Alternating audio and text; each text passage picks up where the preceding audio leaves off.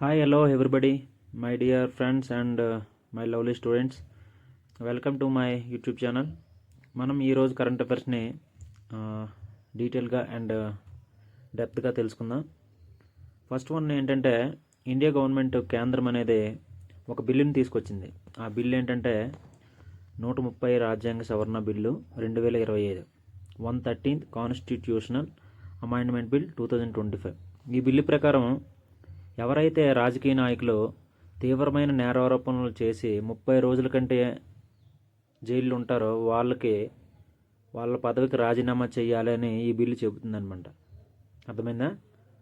ఎన్ని రోజులు? 30 రోజులు వాళ్ళు జైలు జీవితం గడిపితే వాళ్ళు ఈ ఈ బిల్లు కింద 31వ రోజు వాళ్ళ పదవికి రాజీనామా చేయాలన్నమాట. ఇది క్యాబినెట్లో ఈ బిల్లు పాస్ చేశారో ఇంకా ప్రెసిడెంట్ దీన్ని ఆమోదిస్తే ఈ బిల్లు మనకి ఇంకా యాక్ట్ కింద, చట్టం కింద మారుతుందన్నమాట. ఇది చాలా ఇంపార్టెంట్. నెక్స్ట్ వన్, కర్ణాటక ప్రభుత్వం గిగా వర్కర్స్ కోసం ఒక బిల్లుని తీసుకొచ్చిందన్నమాట. గిగా వర్కర్స్ బిల్లుని తీసుకొచ్చిందనమాట. ఈ గిగా వర్కర్స్ ఏంటంటే, మనకి Swiggy and Zomato and Rapido, వీళ్ళు ఓలా, వీళ్ళందరూ ఉంటారు కదా, వీళ్ళందరి కోసం వాళ్ళ యొక్క సంక్షేమానికి, వాళ్ళ యొక్క భద్రత కొరకు ఇప్పుడు చాలా చూడండి, కొన్ని స్టేట్లో ఆర్డర్ చేసిన వ్యక్తుల్ని చంపేశారని, జొమాటో అబ్బాయిని నరికేశారని, హత్య చేశారని మనం న్యూస్లో విన్నామన్నమాట. సో వాళ్ళ యొక్క సంక్షేమానికి, వాళ్ళ యొక్క సెక్యూరిటీకి ఒక బిల్లుని తీసుకొచ్చిందంట. దాన్ని గిగా వర్కర్స్ బిల్ 2025 అని ఏ ప్రభుత్వం తీసుకొచ్చిందంటే కర్ణాటక ప్రభుత్వం అనమాట. ఇది చాలా ఇంపార్టెంట్. ఇటీవల గిగా వర్కర్స్పై బిల్లుని తీసుకొచ్చిన రాష్ట్రం ఏంటంటే కర్ణాటక రాష్ట్రం అనమాట. అయితే ఫస్ట్ టైం ఎవరు ఈ గిగా వర్కర్స్ కోసం బిల్లు తీసుకొచ్చారంటే రాజస్థాన్ అనమాట. ఎవరు? రాజస్థాన్. మన తెలంగాణ ప్రభుత్వం కూడా వీళ్ళ మీద ఒక బిల్లు తీసుకొచ్చి వాళ్ళ కోసం, సంక్షేమం కోసం ఒక చట్టం చేయాలని ఆలోచిస్తుంది అనమాట. కానీ అది ఇంకా దాని గురించి ఇంకా మాటలు అసెంబ్లీలో కానీ, క్యాబినెట్లో కానీ ఇంకా మాటలు రాలేదు. కానీ ఫస్ట్ స్టేట్ ఏంటంటే రాజస్థాన్. ఇప్పుడు మళ్ళీ గిగా వర్కర్ కోసం బిల్లు తీసుకొచ్చిన స్టేట్ ఏంటంటే కర్ణాటక. ఇటీవల అని అడిగితే కర్ణాటక, ఫస్ట్ టైం అని అడిగితే రాజస్థాన్ అనమాట. నెక్స్ట్ వన్ ఇంకొక బిల్ అనమాట. Online money gaming bill 2025. ఈ బిల్లులన్నీ చాలా ఇంపార్టెంట్ అనమాట. ఏ బిల్లు దేని గురించి అని, ఏ ప్రభుత్వం, అలాగే అదే ఏ స్టేట్ అనమాట తీసుకొచ్చింది, ఆ బిల్లు దేని గురించి అని మీరు కరెక్ట్గా తెలుసుకోవాలన్నమాట. ఇవన్నీ ట్రెండింగ్లో ఉన్న న్యూస్ కాబట్టి చాలా ఇంపార్టెంట్. ఈ బిల్లుల గురించి తెలుసుకుంటే మీకు ఒక అవగాహన వస్తుందన్నమాట. నెంబర్ కూడా గుర్తుంచుకోవాలి. అయితే ఇప్పుడు ఆన్లైన్ మనీ గేమింగ్ బిల్లు 2025 అనే బిల్లు కూడా ఒకటి కేంద్రం తీసుకొచ్చిందనమాట. ఈ బిల్లు ప్రకారం ఇక నుండి ఆన్లైన్ గేమ్ అంటే మనీకి సంబంధించిన ఏ గేమ్ అయినా ఆడిన వాళ్ళకి తీవ్రమైన శిక్ష విధిస్తుందన్నమాట. అంటే 3 సంవత్సరాలు జైలు శిక్ష, అలాగే 50 లక్షల నుండి కోటి వరకు జరిమానా కూడా వేసే అవకాశం ఉందన్నమాట. ఈ ఆన్లైన్ మనీ గేమ్స్ ఏంటంటే ఫర్ ఎగ్జాంపుల్ జంగ్లీ రమ్మీ అని, డ్రీమ్ 11 అని, అలాగే మై 11 సర్కిల్, ఇంకా కార్డ్స్ ఆడుతుంటారు. ఇవన్నీ మనీకి సంబంధించి ఏదైనా సరే, ఏ గేమ్ అయినా సరే అది బ్యాన్ చేస్తారనమాట ఇప్పుడు. అర్థమైందా? ఇది కానీ పాస్ అయితే మాత్రం ఇంకా ఏ గేమ్లు కూడా ఇంకా మనీకి సంబంధించిన గేమ్స్ ఇంకా ఆడకూడదనమాట. ఒకవేళ ఆడినా దానికి ప్రమోట్ చేసిన వారికి శిక్షలు ఈ విధంగా ఉంటాయన్నమాట. ఇంకా రిపీటెడ్గా ఎవరైతే వాళ్ళు చేస్తారో వాళ్ళకి 2 కోట్ల వరకు జరిమానా ఉండొచ్చు, అలాగే 5 సంవత్సరాల జైలు శిక్ష కూడా ఉండొచ్చు అనమాట. అయితే ఆన్లైన్ గేమ్స్ అనేవి 3 రకాలుగా ఉంటాయి. ఒకటి ఈ స్పోర్ట్ గేమ్స్, అలాగే ఆన్లైన్ సోషల్ మీడియా గేమ్స్, ఇంకొకటి ఆన్లైన్ మనీ గేమ్స్ అనమాట. దీనిలో ఓన్లీ ఆన్లైన్ మనీ గేమ్స్ మాత్రమే బ్యాన్ చేయడం జరిగిందనమాట. కానీ ఈ స్పోర్ట్స్ని ప్రమోట్ చేసుకోవచ్చు, ఆడుకోవచ్చు. ఈ స్పోర్ట్స్ అంటే మనకి చెస్ అనేది, ఆన్లైన్ చెస్ గేమ్ అనేది మనకి ఇంకా అది సొసైటీకి హాని కలిగించదు కాబట్టి ఆ గేమ్స్ ఆడుకోవచ్చు. అలాగే ఈ స్పోర్ట్స్ కింద ఇంకా మనకి గేమింగ్స్ ఉంటాయండి, కార్ గేమింగ్స్ మనం కంప్యూటర్లో కానీ మొబైల్స్లో కానీ ఆడుతుంటాం కదా. అంటే మనీ సంబంధం లేని ఏ గేమ్ అయినా ఆ, అది చేయొచ్చు అనమాట. మనీకి సంబంధించిన గేమ్స్ మాత్రం బ్యాన్ అనమాట. చెస్ కానీ, తర్వాత మనం లూడో అని ఇలాంటివి ఆడుతుంటాం నలుగురు కూర్చొని. సో మనీ సంబంధం లేకుండా ఏవైనా ఉంటే అవి ఆడుకోవచ్చు. కానీ డ్రీమ్ 11 అని, రమ్మీ జింగ్లీ అని, అలాగే మై 11 సర్కిల్ అని ఇంకా చాలా ఉంటాయి. ఆ యొక్క మనీకి సంబంధించిన గేమ్స్ అన్నీ బ్యాన్ అనమాట. అది ఏ బిల్ అంటే ఆన్లైన్ మనీ గేమింగ్ బిల్ 2025 కూడా చెప్తుందనమాట. నెక్స్ట్ వన్ చూసుకుంటే లిపు లేక్ పాస్ ద్వారా లిపు లేక్ పాస్ ద్వారా ఆ, మళ్ళీ చైనాకి మనకి ట్రేడ్ పునఃప్రారంభించాలని ఆ, మన ఇంటర్నేషనల్ అఫైర్ మన ఫారెన్ మినిస్టర్ అనమాట, మన ఇండియన్ ఫారెన్ మినిస్టర్, అలాగే చైనా ఫారెన్ మినిస్టర్. మన ఇండియన్ ఫారెన్ మినిస్టర్ ఎవరంటే జయశంకర్, అలాగే చైనా ఫారెన్ మినిస్టర్ వాంగై ఇటీవల వాళ్ళు మీట్ అయ్యారనమాట, కలిశారనమాట, సమావేశం అయ్యారు. ఆ సమావేశంలో లిపు లేక్ పాస్ ద్వారా మళ్ళీ ఇరు దేశాల వాణిజ్యాన్ని పునఃప్రారంభించాలని వాళ్ళు అనుకున్నారనమాట. అయితే మనకి చైనాకి కొన్ని పాసుల ద్వారా ట్రేడింగ్ జరుగుతుందన్నమాట. ఆ పాసులు ఏంటంటే లిపు లేక్ పాస్ ఒకటి, తర్వాత నాతులా పాస్ అని, తర్వాత సాంఘై పాస్ అని, ఈ పాసులు అనేవి ఉంటాయన్నమాట. ఇవి ఎక్కడెక్కడ ఉంటాయంటే అవి కూడా తెలుసుకోవాలి. ఈ లిపు లేక్ పాస్ అనేది ఉత్తరాఖండ్లో ఉంటుందన్నమాట. ఎక్కడ? ఉత్తరాఖండ్. అంటే అది ఒక వే అనమాట. ఆ వే ద్వారా మనకి ట్రేడ్ జరుగుతుందన్నమాట. నెక్స్ట్ అదే నాతులా పాసు ఎక్కడ ఉంటుందంటే సిక్కింలో ఉంటుందన్నమాట. అలాగే సాంఘై పాస్ అనమాట, ఇది హిమాచల్ ప్రదేశ్లో ఉంటుంది. ఈ పాసులు అనేవి చాలా ఇంపార్టెంట్, గుర్తుపెట్టుకోవాలి. అయితే మనకి ఇండియాకి లార్జెస్ట్ ట్రేడ్ పార్ట్నర్స్ ఇద్దరు అనమాట. ఒకటి అమెరికా, అలాగే చైనా అనమాట. అమెరికాతో మనం ట్రేడింగ్ అంటే వాణిజ్యం, మన ట్రేడ్ పార్ట్నర్గా అంటే లార్జెస్ట్ ట్రేడ్ పార్ట్నర్ ఏంటంటే America, second largest trade partner ఏంటంటే చైనా అనమాట. ఈ రెండు దేశాలతో మనం వాణిజ్యం ఎక్కువగా జరుపుతుంటాం అనమాట. అంటే ఎక్స్పోర్ట్స్ ఇంపోర్ట్స్ ఈ రెండు దేశాలతోనే మనకి ఎక్కువ జరుగుతుందన్నమాట.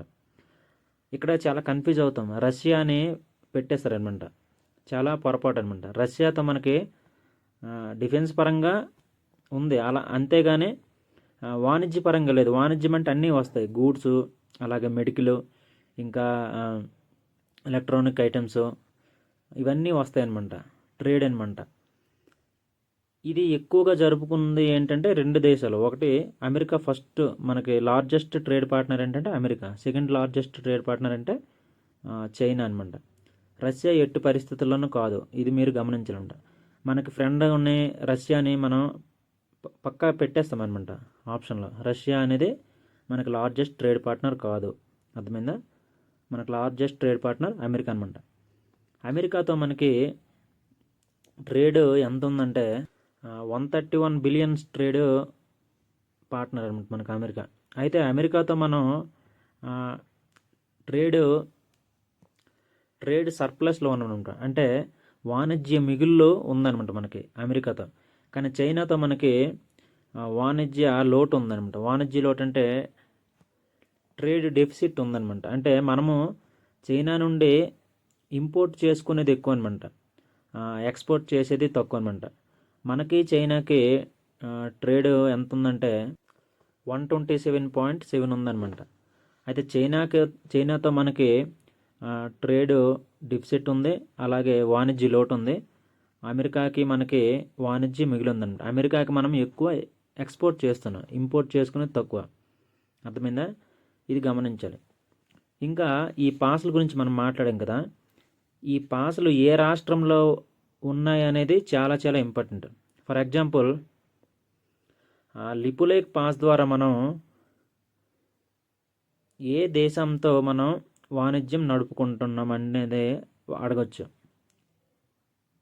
లిపు లేక్ పాస్ ద్వారా, అలాగే నాతుల్లా పాస్ ద్వారా, ఇంకా షాంఘై పాస్ ద్వారా ఈ పాసులు నేమిచ్చి ఈ వే ద్వారా మనం ఏ దేశంతో మనం వాణిజ్యం జరుపుకుంటున్నాం అనేది అడగొచ్చు. చైనా అనమాట. అయితే చైనాతో వాణిజ్యం జరుపుకుంటున్న లిపులేక్ పాసు ఏ స్టేట్లో ఉంది అని అడగొచ్చు. అర్థమైందా? ఇలానే అడగొచ్చు. సో ఈ 3 పాసులు ఎక్కడ ఉన్నాయో చెప్పాను. అలాగే ఏ స్టేట్లో ఉన్నాయని కూడా చెప్పాను కాబట్టి మీరు ఇవి నోట్ చేసుకోవాలన్నమాట. నెక్స్ట్ వన్, మనకి అలాగే మయన్మార్కి మధ్య ఫ్రీ మూమెంట్ రిజీమ్ అనేది ఒక పాలసీ ఉందన్నమాట, ఒక ఒప్పందం ఉందన్నమాట. దాన్ని మనం 1968లో ఈ యొక్క ఫ్రీ మూమెంట్ రిజీమ్ పాలసీని మయన్మార్తో మనం చేసుకున్నాం అనమాట. దీని యొక్క ఈ పాస్ ఏం చెప్తుందంటే, మయన్మార్కి మనకి ఉన్న బార్డర్ స్టేట్స్ ఉన్నాయి కదా, ఏంటంటే అవి అరుణాచల్ ప్రదేశ్, అలాగే నాగాలాండ్, మణిపూర్, మిజోరాం అనమాట. ఈ 4 స్టేట్లు మనకి మయన్మార్తో బార్డర్ని షేర్ చేసుకుంటున్నాయి. అయితే ఈ యొక్క ఫ్రీ మూమెంట్ రిజిమ్ ద్వారా వాళ్ళు మనకి 40 కిలోమీటర్ల వరకు మన బార్డర్లోకి రావచ్చు, ఫ్రీగా 20 డేస్ ఉండొచ్చు అనమాట. అలాగే మనము వాళ్ళ బార్డర్లోకి వెళ్ళి 40 కిలోమీటర్ల వరకు వెళ్ళి 20 డేస్ ఫ్రీగా ఉండొచ్చు అనమాట. ఎటువంటి పాస్లు కానీ ఎటువంటి పాస్పోర్ట్ అంటారు కదా, అలాంటివి ఏం లేకుండా ఫ్రీగా వెళ్ళి రావచ్చు అనమాట. ఫ్రీ మూమెంట్ అంటారు, స్వేచ్ఛగా వెళ్ళి రావచ్చు అనమాట, ఉండొచ్చు కూడా. అయితే అది ఇప్పుడు ఆ ఫ్రీ మూమెంట్ రెజిమ్ని క్యాన్సిల్ చేయాలని కేంద్రం ఆలోచిస్తుంది అనమాట. ఎందుకంటే మయన్మార్ నుంచి మనకి అక్రమ వలసలు వచ్చేసి మన దేశంలో ఉండిపోతున్నారనమాట, వెళ్ళడం లేదు. దీనివల్ల మనకి ఆ స్టేట్కి చాలా ఇబ్బందులు వస్తున్నాయని ఇప్పుడు కేంద్రం ఆలోచిస్తుంది. అయితే దీని వెనక బిట్లు ఎలా పెడతారంటే, ఫ్రీ మూమెంట్ రెజీమ్ అనేది ఏ దేశంతో ఉందంటే మయన్మార్తో ఉందన్నమాట. అర్థమైందా? అలాగే ఇక్కడ మనం ఈ టాపిక్ వచ్చింది కాబట్టి మనం ఇంకోటి మాట్లాడుకోవాలి. ఏంటంటే మయన్మార్తో మనం ఎన్ని స్టేట్లు బార్డర్ ఉందంటే 4 స్టేట్లు అనమాట. అరుణాచల్ ప్రదేశ్, మణిపూర్, మిజోరాం, నాగాలాండ్ అనమాట. ఇది కూడా బార్డర్ షేరింగ్ ఏరియాస్ కూడా, స్టేట్స్ కూడా మనం గుర్తుపెట్టుకోవాలన్నమాట. నెక్స్ట్ మణిపూర్ గురించి మనం మాట్లాడితే, మణిపూర్లో ఈ మధ్య మణిపూర్ రియాట్స్ అనేవి అయ్యాయి అనమాట. ఈ మణిపూర్ అల్లర్లు ఎందుకు అడిగాయంటే, ముఖ్యంగా 2 తెగల మధ్య గొడవలు జరిగాయి. అవేంటంటే మీటీలు, కూకీలు అనమాట. అంటే ఈ మీటీలు, కూకీలు అనే తెగవారు మణిపూర్లో ఉంటారు. ఇది చాలా చాలా ఇంపార్టెంట్ అనమాట. అలాగే నాగాలాండ్లో నాగాస్ అనే తెగవారు నాగాలాండ్లో ఉంటారు. ఈ 3 ఆదివాసులు, ఈ 3 తెగల గురించి మనకి బిట్లు వచ్చే అవకాశాలు చాలా ఉంటాయి. మీటీలు, కూకీలు అనే తెగ ఏ రాష్ట్రంలో ఉంది అని అడగచ్చు. మణిపూర్లో. నాగాస్ అనే తెగ జాతివారు ఏ రాష్ట్రంలో ఎక్కువగా నివసిస్తారని అడగచ్చు అనమాట. ఎక్కడంటే నాగాలాండ్ అనమాట, నాగాస్ అంటారనమాట. సో ఈ బ్యాక్ డ్రాప్లో మనం ఈ బిట్స్ కూడా మనం గుర్తుంచుకోవాలి. లేకపోతే ఇటీవల మణిపూర్లో ఏ తెగల మధ్య గొడవలు జరిగాయంటే మీటీస్ అండ్ కూకీలు అనమాట. మీటీలు, కూకీలు తెగవారు ఎక్కువగా ఎక్కడ ఉంటారో మణిపూర్లో అనమాట. సో నెక్స్ట్ వన్, 18 ఏళ్ళు పైబడిన వారికి అనమాట. ఎవరైతే 18 ఏళ్ళు పైబడిన వారికి ఉంటారో వాళ్ళకి ఆధార్ కార్డు నిలిపివేయాలని మరి తయారు చేయాలన్నమాట అని అస్సాం గవర్నమెంట్ నిర్ణయం తీసుకుందనమాట. ఇది కూడా చాలా ఇంపార్టెంట్. ఇటీవల ఏ రాష్ట్రం 18 ఏళ్ళు పైబడిన వారిని ఆధార్ని నిలుపుదల చేసినట్టు నిర్ణయం తీసుకుందంటే అస్సాం అనమాట. ఈ అస్సాం ఈ నిర్ణయం ఎందుకు తీసుకుందంటే, అస్సాం బార్డరు బంగ్లాదేశ్ అనమాట. బంగ్లాదేశ్కి అస్సాంకి బార్డర్ సెక్యూరిటీ ఎక్కువ ఉంటుందన్నమాట. అయితే బంగ్లాదేశ్ ఉన్న ప్రజలు అస్సాంలోకి చొరబడి అక్కడే ఉండిపోయి ఇల్లీగల్ మైగ్రేట్స్ అనమాట, అంటే అక్రమ వలసదారుగా అక్కడ ఉండిపోతాను. ఇప్పుడు మనము మయన్మార్తో ఎలా అయితే చెప్పుకున్నామో అలాగే బంగ్లాదేశ్ వాళ్ళు కూడాను అస్సాంలోకి చొరబడి అక్రమ వలసదారులు ఎక్కువైపోతున్నారంట. ఇలా ఎక్కువైపోతే దాన్ని బట్టి అంటే ఇప్పుడు మనకేంటి, ఆధార్ కార్డు ఉంటే ఇండియాగా పరిగణిస్తున్నాం కాబట్టి వాళ్ళు ఈ ఆధార్ కార్డునే నిలిపివేయాలని అస్సాం ప్రభుత్వం నిర్ణయం తీసుకుందనమాట. అర్థమైందా? ఇది కూడా చాలా ఇంపార్టెంట్. ఇటీవల ఏ రాష్ట్రం 18 ఏళ్ళు దాటిన వారికి ఆధార్ కార్డు నిలుపుదల చేసిందంటే అస్సాం గవర్నమెంట్ అనమాట. ఓకేనా. అయితే మనం ఇప్పుడు బంగ్లాదేశ్ గురించి కూడా మాట్లాడుకోవాలి. బంగ్లాదేశ్తో మనం అత్యధిక బార్డర్ ఏరియాని షేర్ చేసుకుంటున్నాం. అర్థమైందా? ఇది చాలా ఇంపార్టెంట్. మనకి బార్డర్ ఏరియాస్ ఉన్నాయి కదా, పాకిస్తాను, చైనా, అలాగే మయన్మార్, భూటాన్, బంగ్లాదేశ్, ఇవన్నీ వీటిలో కంటే ఎక్కువగా మనం బార్డర్ ఏరియా షేర్ చేసుకునేది ఎవరితో అంటే సరిహద్దు, మనకి భూభాగం సరిహద్దు ఎక్కువగా ఎవరితో ఉందంటే బంగ్లాదేశ్తో ఉందన్నమాట. బంగ్లాదేశ్తో మనం 4096 కిలోమీటర్ల బార్డర్ని మనం షేర్ చేసుకుంటున్నాం. ఇది చాలా ఇంపార్టెంట్ అనమాట. నెక్స్ట్ స్టేట్కి సంబంధించి మన ఆంధ్రప్రదేశ్ ప్రభుత్వం circular economy and waste recycling పాలసీని తీసుకొచ్చిందనమాట. ఈ పాలసీ 2030 వరకు ఉంటుంది. దీని ద్వారా ఏంటంటే ఎలక్ట్రానిక్ గూడ్స్ ఉన్నాయి కదా, మొబైల్ కానీ లేకపోతే టేప్ రికార్డులు కానీ కంప్యూటర్స్ కానీ టీవీలు కానీ, ఈ ఎలక్ట్రానిక్ గూడ్స్ ఏవైతే ఉన్నాయో పాడైపోయి మనం పడేస్తుంటాం అనమాట. దీనివల్ల భూమిలోకి వెళ్ళి భూ కాలుష్యం చేస్తాయి. అలాగే ఎక్కువగా భూమిని మరియు పర్యావరణాన్ని కలుషితం చేస్తాయి అనమాట. దీన్ని మళ్ళీ రీసైక్లింగ్ చేయాలని ఆంధ్రప్రదేశ్ ప్రభుత్వం ఈ యొక్క పాలసీని తీసుకొచ్చింది. దాని పేరు ఏంటంటే circular economy and waste recycling policy అనమాట. ఈ సర్క్యులర్ ఎకానమీ దేనికి సంబంధించి అంటే పాడైపోయిన లేదా పాతబడిన ఎలక్ట్రానిక్ పరికరాలు అనమాట ఈ సర్క్యులర్ ఎకానమీ చెప్తుందనమాట. మనకు ఆప్షన్లు ఇస్తారు. ఈ సర్క్యులర్ ఎకానమీ దేని నుండి రీసైకిల్ చేస్తారంటే చెత్త నుండి, లేకపోతే పాలిథిన్ కవర్స్ అని, లేకపోతే ఎలక్ట్రానిక్ గూడ్స్ అని ఇవి ఇస్తారంట. ఈ సర్క్యులర్ ఎకానమీ దేనికి సంబంధించిందంటే పాడైపోయిన ఎలక్ట్రానిక్ గూడ్స్ సంబంధించింది అనమాట. మనం పడేస్తాం కదా, దానికి సంబంధించింది. చెత్త నుండి కాదు, అలాగే పాలిథిన్ గురించి కాదు, ఇంకా ఆప్షన్లో ఇస్తారంట. మనం ఎలక్ట్రానిక్స్ గురించి సంబంధించింది మనం టిక్ పెట్టుకోవాలన్నమాట. అయితే ఈ సర్క్యులర్ ఎకానమీలో RRR పద్ధతిని పాటిస్తారంట. ఇది చాలా ఇంపార్టెంట్. ఈ RRR పద్ధతి అంటే రెడ్యూస్, రీయూజ్, రీసైకిల్ అనమాట. చూడండి, ఫస్ట్ R ఏంటంటే రెడ్యూస్ అనమాట, సెకండ్ R ఏంటంటే రీయూజ్, థర్డ్ R ఏంటంటే రీసైకిల్. ఈ RRR పద్ధతిని ఈ సర్క్యులర్ ఎకానమీలో పాటిస్తారనమాట. ఇది చాలా ఇంపార్టెంట్. సర్క్యులర్ ఎకానమీలో RRR అనగా ఏంటి అని అడుగుతారనమాట. ఇది డైరెక్ట్ బిట్, మీరు గుర్తుపెట్టుకోలే. సర్క్యులర్ ఎకానమీలో RRR అంటే మన ఎన్టీఆర్, రామ్ చరణ్ తీసిన సినిమా కాదు. అర్థమైందా? RRR అంటే reduce, recycle and reduce, reuse and recycle అనమాట. ఇది మనం లైన్గా కూడా గుర్తుపెట్టుకోవాలన్నమాట. Reduce, reuse, recycle. సర్క్యులర్ ఎకానమీలో RRR అంటే రెడ్యూస్, రీయూజ్ అండ్ రీసైకిల్. ఇది చాలా చాలా ఇంపార్టెంట్ అనమాట. ఏ గవర్నమెంట్ తీసుకొచ్చిందంటే సర్క్యులర్ ఎకానమీ మీద పాలసీ మన ఏపీ గవర్నమెంట్. నెక్స్ట్ ఏపీకి సంబంధించిందే. ఏపీ గవర్నమెంట్ నెదర్లాండ్కి చెందిన APM టెర్మినల్ కంపెనీతో ఒక ఒప్పందాన్ని కుదుర్చుకుందనమాట. మినిమం ఎంతంటే సుమారు 90,000 కోట్లతో ఒక డీల్ కుదుర్చుకుంది ఈ నెదర్లాండ్ APM టెర్మినల్ కంపెనీతో. ఈ ఒప్పందంలో భాగంగా 3 పోర్టులను డెవలప్ చేయడానికి ఈ ఒప్పందం కుదుర్చుకుంది. ఆ 3 పోర్టులు గుర్తుపెట్టుకోవడం మీకు చాలా ఇంపార్టెంట్ అనమాట. ఇటీవల ఆంధ్రప్రదేశ్ ప్రభుత్వం నెదర్లాండ్కి ఒక ఒప్పందం కుదుర్చుకుంది.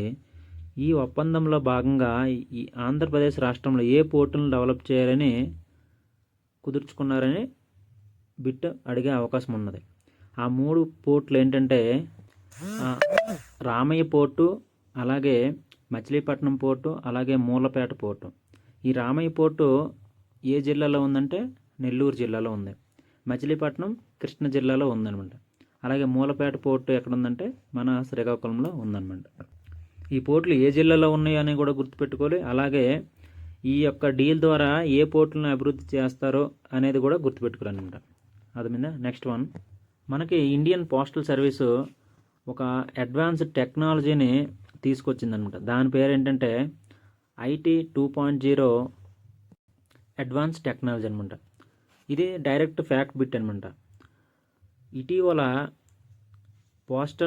ఇండియన్ పోస్టల్ తీసుకొచ్చిన అడ్వాన్స్డ్ టెక్నాలజీ పేరు ఏంటంటే ఐటీ 2.0 అనమాట. మనకు ఆప్షన్లో కన్ఫ్యూజ్ చేయడానికి ఏది పడితే అది ఇచ్చేదనమాట. ఐటీ 2.0, ఐఐటి 2.0, అలాగే ఎన్ఐటి అని, లేకపోతే ఏదో పేర్లు తీస్తారనమాట. మనం గుర్తుపెట్టుకోవాల్సింది ఏంటంటే పోస్టల్ సర్వీస్ తీసుకొచ్చిన అడ్వాన్స్డ్ టెక్నాలజీ పేరు ఏంటంటే ఐటీ 2.0 అనమాట.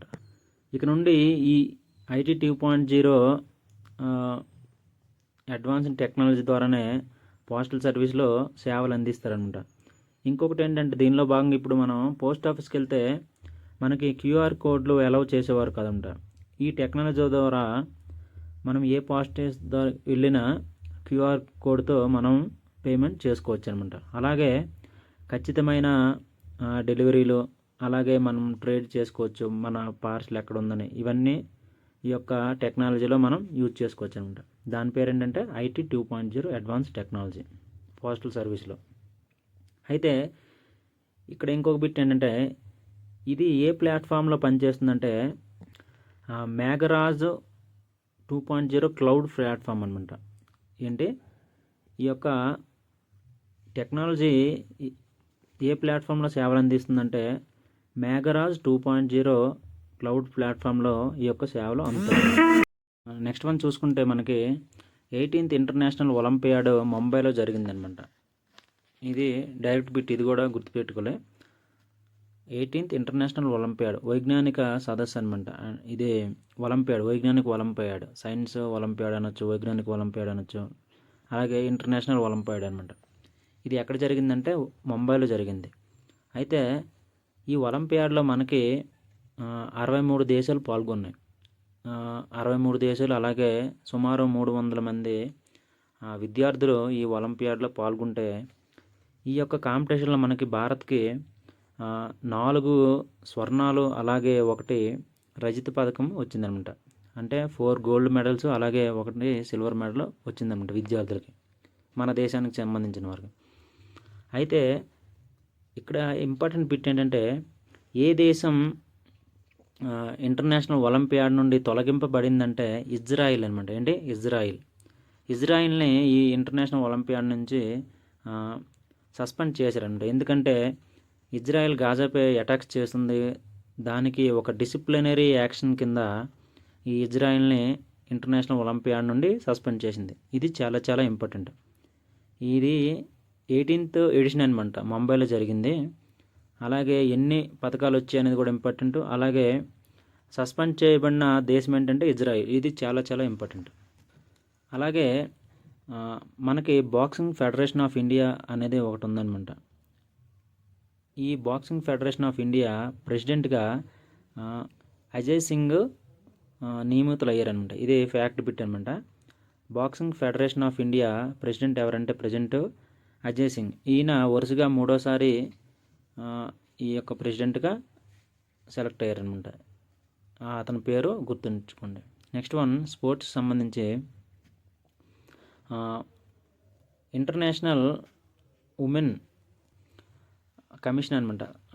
ఇంటర్నేషనల్ కాదు, నేషనల్ జాతీయ మహిళా కమిషన్ అడ్వైజరీ బోర్డుకి మన క్రీడాకారిణి అయినటువంటి పివి సింధు అనమాట. పివి సింధు, అలాగే తెలంగాణ ఎడిషనల్ డీజీపీ అయినటువంటి మహేష్ భగత్లు ఈ యొక్క జాతీయ మహిళా కమిషన్ అడ్వైజరీ బోర్డుకి సభ్యులుగా నియమించబడ్డారనమాట.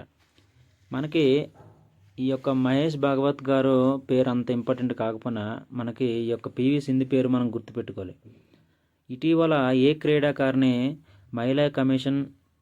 జాతీయ మహిళా కమిషన్ సలహాదారు సభ్యునిగా ఎన్నుకోబడ్డారంటే పివి సింధు అనమాట. ఇది చాలా చాలా ఇంపార్టెంట్ బిట్ వచ్చే అవకాశం ఉందన్నమాట. కింద మనకి సైనా నెహ్వాల్ అని, పిటి ఉషా అని, పివి సింధు అని ఇస్తారనమాట. ఇది చాలా ఇంపార్టెంట్. నేషనల్ ఉమెన్ కమిషన్ అంట, జాతీయ మహిళా కమిషన్ అడ్వైజరీ బోర్డుకి సలహాదారునిగా ఈ యొక్క పివి సింధు సెలెక్ట్ అయిందనమాట. అలాగే తెలంగాణ అడిషనల్ డీజీపీ మహేష్ భగవత్ గారు కూడా సెలెక్ట్ అయ్యారు. నెక్స్ట్ స్పోర్ట్స్కి వచ్చి ఇంకో బిట్ చూసుకుంటే మనకి అండర్-20 వరల్డ్ రెజ్లింగ్ ఛాంపియన్షిప్ 2025కి బల్గేరియా దేశంలో జరుగుతుందనమాట. ఏంటి అండర్-20 రెజ్లింగ్ అనమాట. అంటే 20 సంవత్సరాల కంటే తక్కువ వయసు ఉన్నవారు ఈ యొక్క రెజ్లింగ్లో పార్టిసిపేట్ చేస్తారు. దీనిలో భాగంగా మనకి స్వర్ణ పథకం తీసుకొచ్చిందనమాట. ఆమె పేరు ఏంటంటే తపస్వి అనే అమ్మాయి వరల్డ్ అండర్-20 ఛాంపియన్షిప్కి స్వర్ణ పథకం తీసుకొచ్చింది. ఇది ఇప్పుడు ఎక్కడ జరుగుతుందంటే బల్గేరియాలో జరుగుతుంది. ఈ పేరు గుర్తుంచుకోండి. అండర్-20 రెజ్లింగ్లో మొట్టమొదటిసారిగా గోల్డ్ సాధించింది ఎవరంటే తపస్వి అనమాట. నెక్స్ట్ వన్, ఫుట్బాల్లో అత్యధిక మ్యాచ్లు ఆడిన క్రీడాకారుడిగా బ్రెజిల్కి చెందిన ఫోబియో వరల్డ్ రికార్డు సృష్టించాడు అనమాట. ఈయన గోల్ కీపర్. ఫుట్బాల్లో ఏంటి గోల్ కీపర్.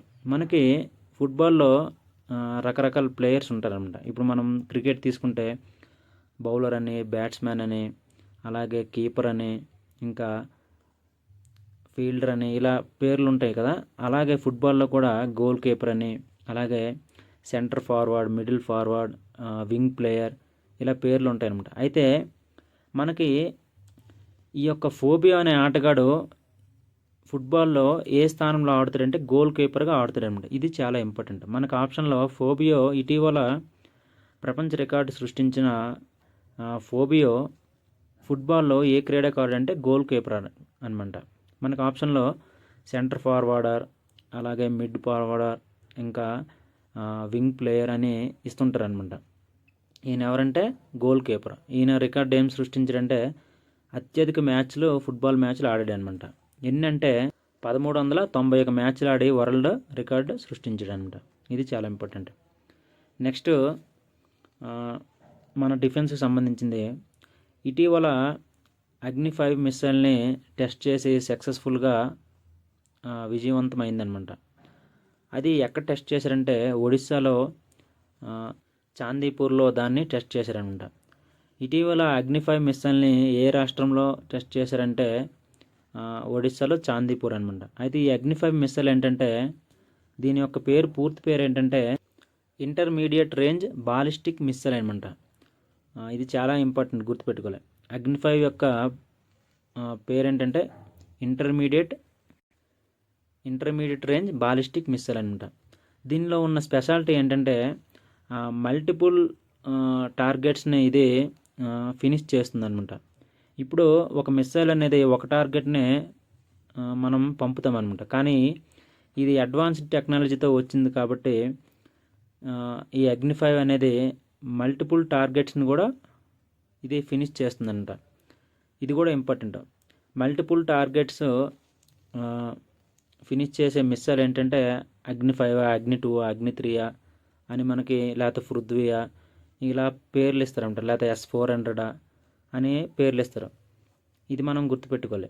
అగ్ని-5 అనమాట మల్టిపుల్ టార్గెట్ మిస్సైల్ అనమాట. దీని పూర్తి పేరు ఏంటంటే ఇంటర్మీడియట్ రేంజ్ బాలిస్టిక్ మిస్సైల్. ఓకేనా.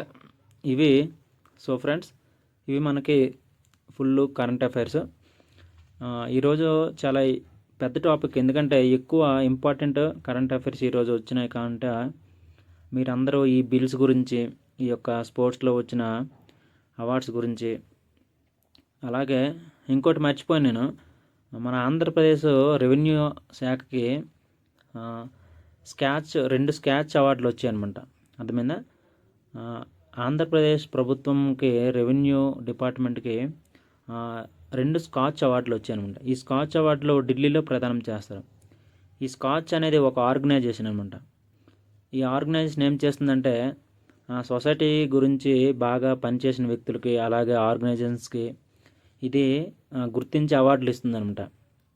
అయితే బిట్ ఎలా అడుగుతాడంటే ఇటీవల ఆంధ్రప్రదేశ్కి చెందిన ఏ ఆర్గనైజేషన్కి, ఏ బాడీకి స్కాచ్ అవార్డు లభించిందంటే రెవెన్యూ బాడీకి అనమాట.